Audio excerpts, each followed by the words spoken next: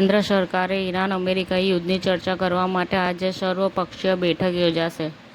PAC દરોડા અંગે SCA Bengal સરકારને પૂછ્યું, જો અધિકારોનો પ્રતિઘાત થાય તો શું ઈડી રાજ્ય પોલીસનો સંપર્ક કરી શકે છે?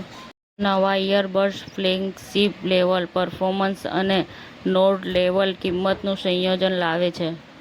3 મહિનામાં અમદાવાદની 900 સોસાયટીને પીએનજીના નેટવર્કમાં સમાવેશ. લેક્સસ ઇન્ડિયાએ લોન્ચ કરી all new ES global core model, જે હવે વિવિધ ઇલેક્ટ્રિફાઇડ રેન્જ સાથે નવા અવતારમાં ઉપલબ્ધ છે.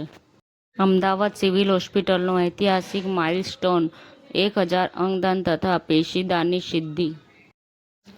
બનાસકાંઠા બન્યું ગ્રીન એનર્જીનું મોડલ, થરાદના ગામોમાં 400થી વધુ ગોબર ગેસ કનેક્શનથી ગ્રામ્ય જીવનમાં ક્રાંતિ. ગામ પશુપાલકોના આંદોલનનો અંત, માંગણીઓ સ્વીકારતા સમાધાન, દૂધ પુરવઠો ફરી સામાન્ય.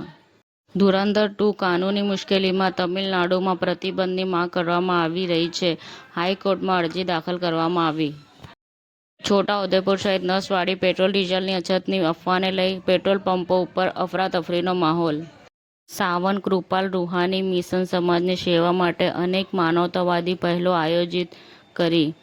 આ વર્ષે 42મો નિઃશુલ્ક આંખ તપાસ અને મોતિયાબિંદુ સર્જરી કેમ્પ યોજાયો.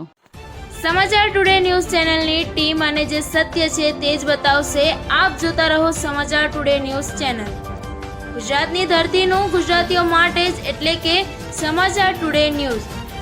અમારી સમાચાર ટુડે ન્યૂઝ ચેનલને લાઈક કરો, શેર કરો અને સબસ્ક્રાઇબ કરો અને જોડાયા રહો સમાચાર ટુડે ન્યૂઝ ચેનલ સાથે.